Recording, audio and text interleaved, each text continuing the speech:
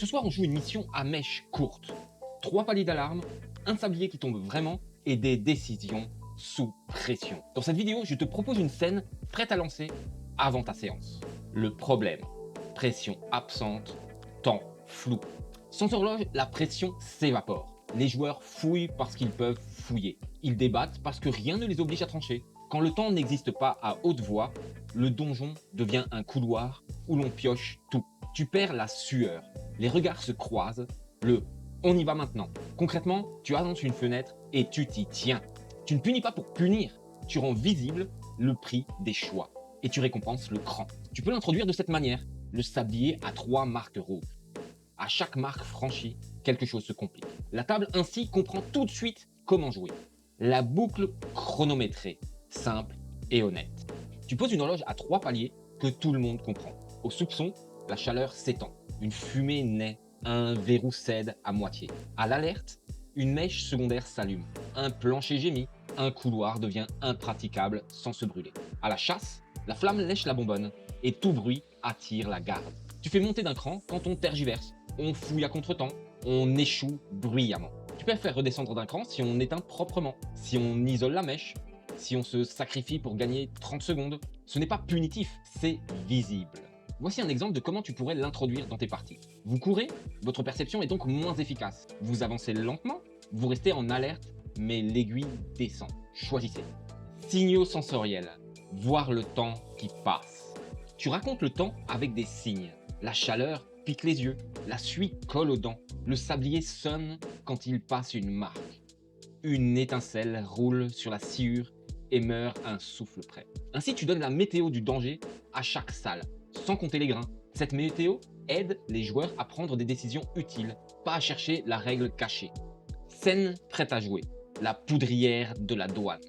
Tu descends par une trappe, l'air est gras, un courant tiède, et un sablier géant se vide au rez-de-chaussée. Il est visible par une grille. Tu vois 3 obstacles. D'abord, une grille tordue barre l'accès au cœur.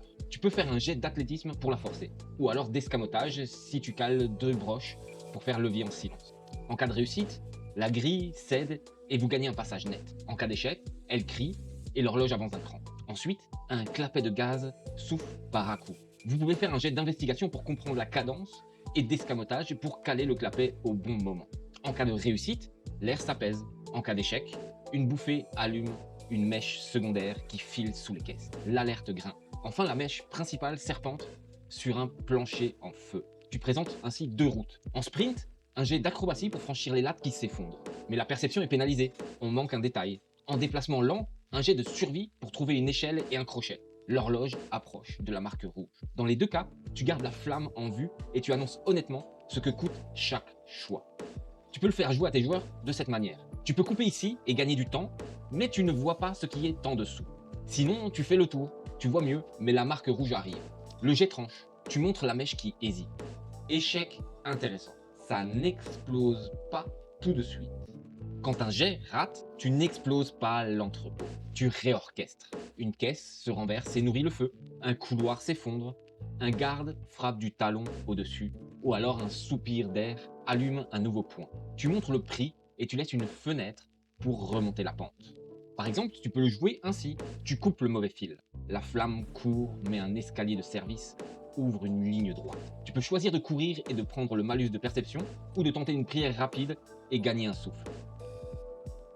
Combat court, si ça part en vrille. Le feu crache. 2 dockers armés descendent parce qu'ils croient à du sabotage. Tu passes en phase d'initiative, mais tu gardes l'horloge en arrière-plan. La rôdeuse adopte la manœuvre aidée en criant un ordre au moment du levier. Tu donnes l'avantage au prochain test d'athlétisme. Le guerrier bouscule pour dégager la zone brûlante. Un jet d'athlétisme opposé. En cas de réussite, l'ennemi perd sa torche et un chemin s'ouvre. Le barde intimide ou persuade. On sauve l'entrepôt! Au succès, les dockers aident une action et stabilisent un palier. Au bruit lourd, une arme qui chute ou une caisse qui éclate, le sablier franchit une marque. Voici un exemple en jeu. La torche tombe et roule vers la mèche. Tu as une action pour la balayer, ou tu laisses filer et tu fonces sur la bonbonne. À toi de choisir. Sortie par le haut et mémoire du lieu. Si les personnages joueurs coupent la mèche, la chaleur retombe d'un cran et une trappe de service mène à la cour. Un contremaître reconnaissant glisse un seau de la douane utile pour un futur contrôle. S'ils échouent partiellement, ils sauvent une partie de la poudre et l'explosion reste localisée. Les personnages joueurs sortent couverts de suie et la garde se souviendra d'eux. Quoi qu'il arrive, la ville garde une mémoire. L'odeur de brûlé au port, des rumeurs, ou peut-être une colonne noircie qu'on reverra à l'épisode suivant. Tu peux le jouer de cette manière. Le dernier trait rouge se fige, un silence lourd, puis la pluie sur la charpente. Enfin, on respire. Ta mission chrono marche si le temps existe à voix haute, si chaque choix a un prix visible, et si l'échec réorchestre plutôt qu'il punit. Dis-moi en commentaire comment tes joueurs réagissent à ces missions à mèche courte, et enchaîne donc sur l'épisode suivant, le donjon social.